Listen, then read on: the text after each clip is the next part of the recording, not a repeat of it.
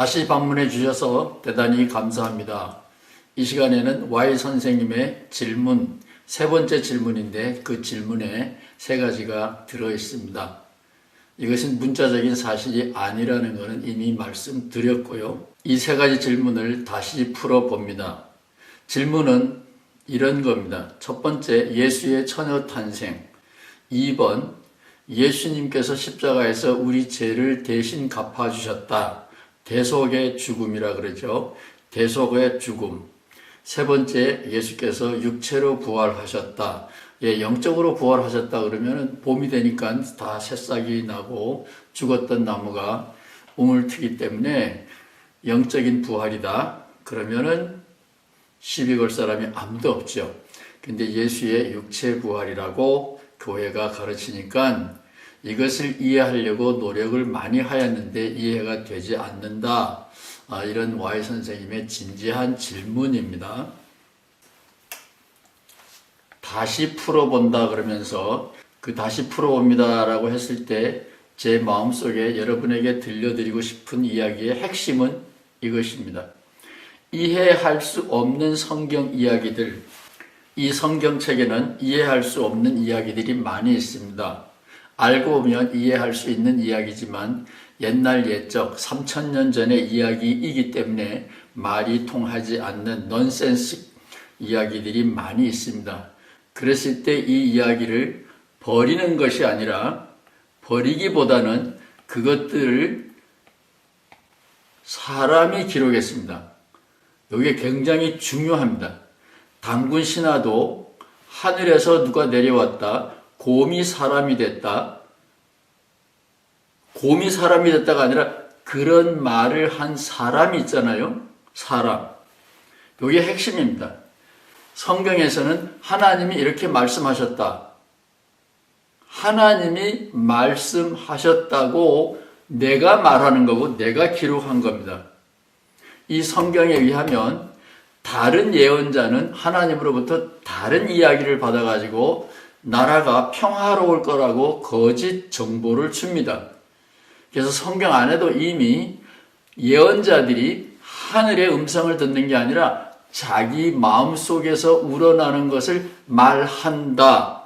그렇지만 내가 가라사대 그러면 권위가 없기 때문에 하나님이 가라사대 이런 어법을 쓴다. 이 성경에 충분히 나와 있습니다. 곰이 사람이 되는 것을 봤다가 아니라 승일련이 곰이 사람이 됐다라고 쓴 겁니다. 핵심은 사람입니다. 따라서 이해가 안 되는 말은 버리는 것이 아니라 그런 말을 기록한 사람들의 본뜻, 깊은 뜻을 헤아려야 됩니다. 어여쁜 남자가 어여쁜 여자 청년이 지나가면 It's cool, 시원하다라고 말하기도 하고 It's hot, 뜨겁다, 내 마음이 뜨거워진다. 시원하다, 뜨겁다. 똑같은 광경을 놓고 젊은이들은 이렇게도 말하고 이렇게도 말합니다. 그것은 자기의 속 마음을 표현하는 겁니다. 시원하다, 뜨겁다 그랬을 때 그거는 온도계의 온도를 말하는 것이 아닙니다. 똑같은 겁니다. 그 시대에 어법이 있습니다. 성경도 그 시대의 어법으로 말을 하고 있고 제일 중요한 거 잊어버리면 안 돼요. 사람이 쓴 겁니다. 하나님이라는 말을 사람이 쓴 겁니다. 요거를 굉장히 중요한 건데 너무 쉽지만 꼭 기억하시기 바랍니다. 하나씩 짚고 넘어가겠습니다. 첫 번째 문제, 예수 동정녀 탄생. 석가모니 선생님도 처녀 탄생입니다. 석가모니 엄마가 꿈에 코끼리를 봤어요.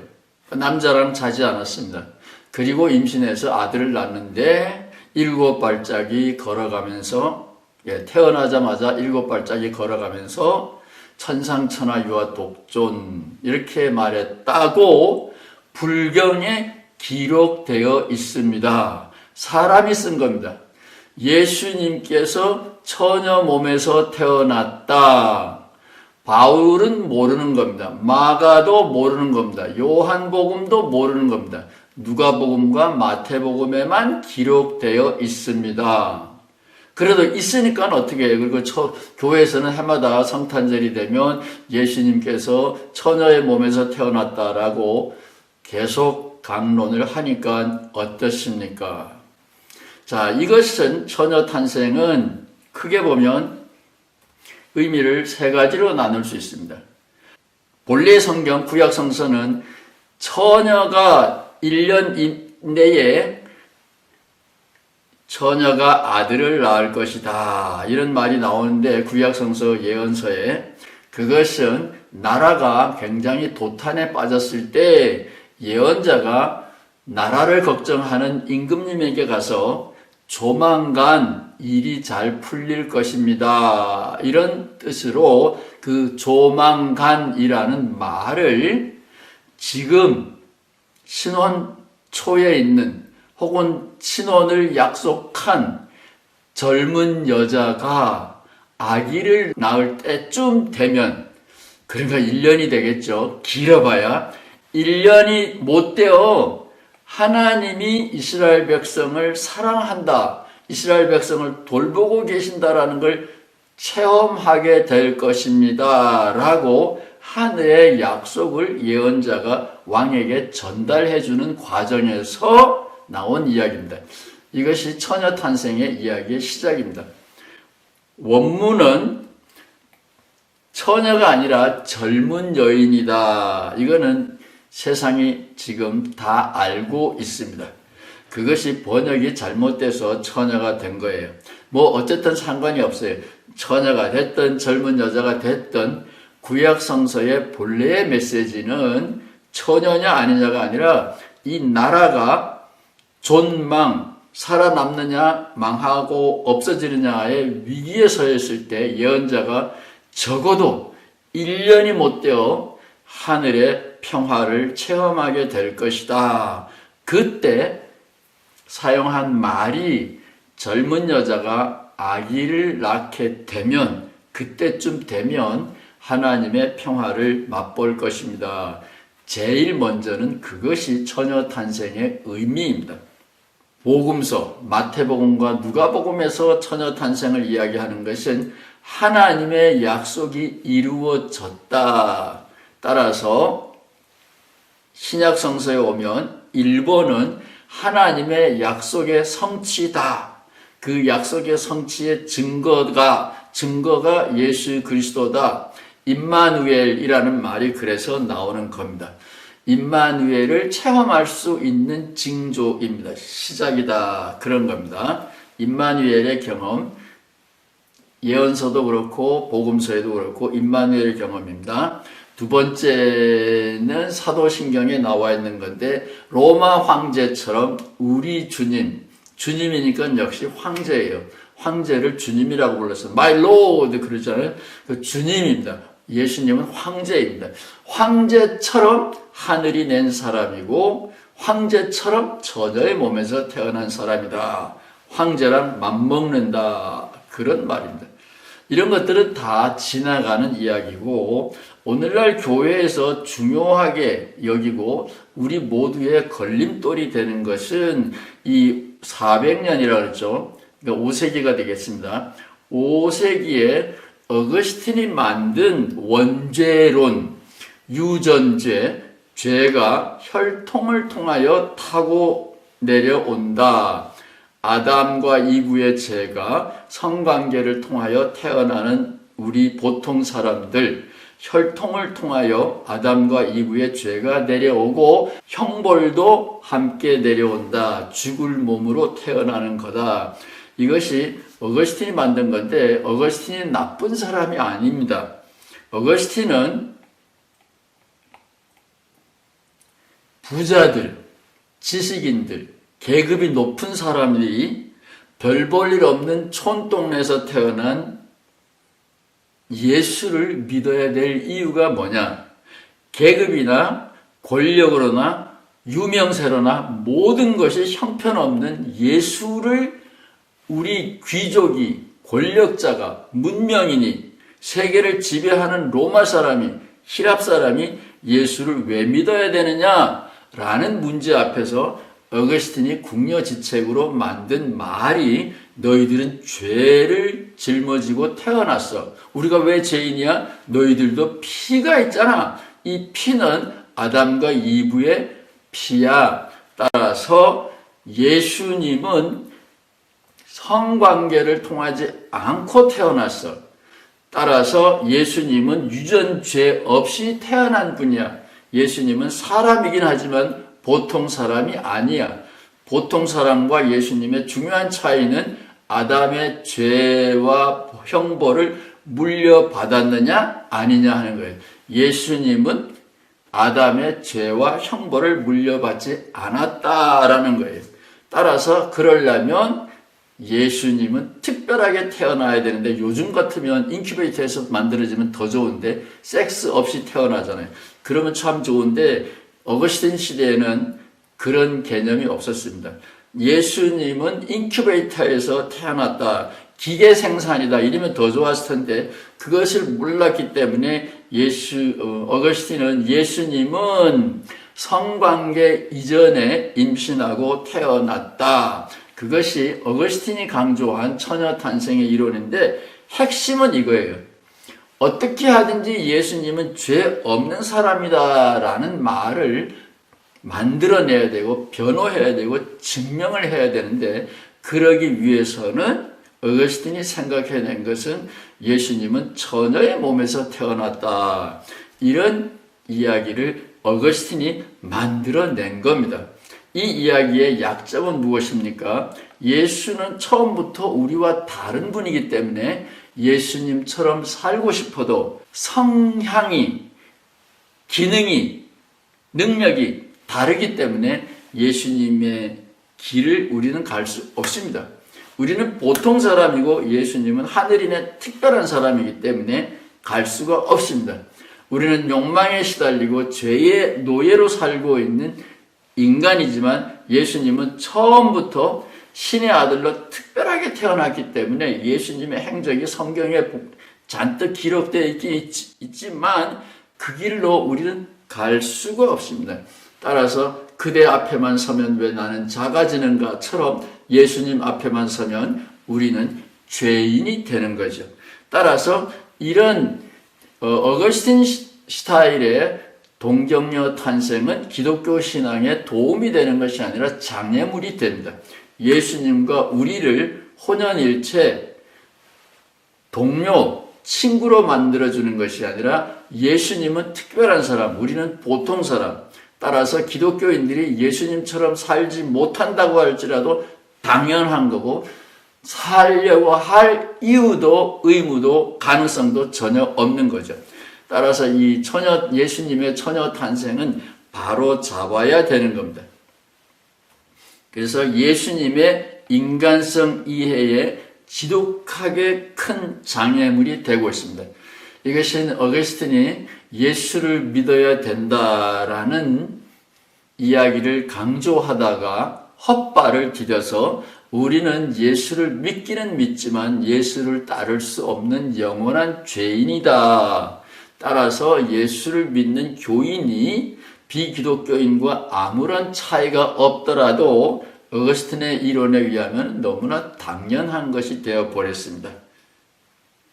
따라서 예수님의 동정녀 탄생, 그것은 하나님의 약속의 실현이다라는 비유, 은유, 관용어일 뿐입니다. 임마누엘을 경험할 것이다, 그런 얘기입니다. 황제처럼 하늘이 낸 사람이다, 그런 겁니다. 죄 없이 태어난 특별한 사람이다, 이것은 어거스틴이 만든 겁니다. 잊어버리세요. 두 번째, 예수님의 죽음은 우리가 하나님에게 진 빚을, 죄의 빚을 대신 갚아주는 대속적인 죽음이다, 이런 이야기가 있는데, 이것은 인간에 대한 저주고 인간성에 대한 오해고 인간에게 책임을 물을 수 있는 가능성을 근본적으로 말살시키는 나쁜 교리입니다. 우리는 우리 자신의 행동에 대하여 책임질 능력이 없다라는 대전제를 깔고 있는 것이 어거스틴의 원죄론이에요. 그것이 시간이 지나서 1080년, 그러니까 400년에서 1000년이니까 600년이 되네요. 600년 후에 안셀름이라고 하는 교부가 나타나서 어거스틴의 교리를 확대 재생산해서 이런 고약한 질문을 한 거예요. 이 질문이 굉장히 중요한 겁니다. 우리는 우리의 죄를 벗을 수 없다. 우리 죄에 대해서 책임질 능력이 없다. 뭐 그것까지 좋아요. 우리는 계속해서 죄를 짓고 있으니까 우리는 개과천선하기는 글렀다. 뭐 좋아요. 다 좋은데 문제는 안셀림이 질문한 질문이 여기 아주 괴상망측한 질문입니다. 왜 하나님이 인간을 구원할 수 없느냐 하는 거예요. 무슨 얘기인지 감이 안 잡히죠? 하나님이 사람을 사랑하면 너희들 죄를 내가 다 용서해 줄게. 탕자의 아버지처럼 과거를 묻지 않는다. 다 와라. 이렇게 덥석 받아주면 되지. 예수는 왜 끼어드느냐? 하나님이 사람을 쫓아냈다가 다시 받아주면 끝. 그런데 이 안셀림이 질문한 게 아주 굉장히 중요한 질문이에요. 하나님은 이미 계셨어요. 예수님 오시기 전에. 하나님은 우리를 사랑하고 계셨어요. 하나님도 계시고 하나님의 사랑도 있고 하나님이 우리를 구원하려고 하는 구원의 의지도 있어요. 그런데 하나님이 우리를 구원할 수 없다는 거예요. 그래서 신은 왜 홀로, 성부 하나님은 우리 인간을 왜 홀로 구원할 수 없어서 사람의 모양을 하고 온 아들과 손잡고 협동으로 구원했느냐? 하나님 너무 불쌍하게 그린 것이 안셀림이라고 하는 신학자예요. 오늘날 교회는 그것도 모르고 예수의 대속의 십자가를 자꾸 강조하는데 그거는 하나님 욕보인 거예요. 여성 신학자들은 하나님이 예수의 피를 빨아먹고 우리를 구원했다. 그 고약한 하나님, 잔인한 하나님, 흡혈귀 같은 하나님이라고 여성 신학자들이 아우성치고 하나님이 사랑의 표본이라면 자식을 살해하는 하나님, 인간이 표준이라는 얘기인데 그거는 저리 가라. 여성 신학자들이 아우성치고 있죠. 어거스틴의 원죄 교리를 물려받은 안셀림이 600년 후에 이상한 질문을 했기 때문에 하나님이 괴물로 그려진 겁니다. 대속의 이론은 십자가에 달려 돌아가신 죽음은 이미 말씀드렸듯이 나무에 달려 죽는 죽음은 저주받은 죽음인데 왜 하나님의 아들이 하필 그런 저주스러운 죽음을 죽어야 했느냐? 이 모양새를 좀 바꾸어야 되겠다. 그래서 히브리서는 양을 우리가 희생 제물로 잡아서 바치듯이 하나님에게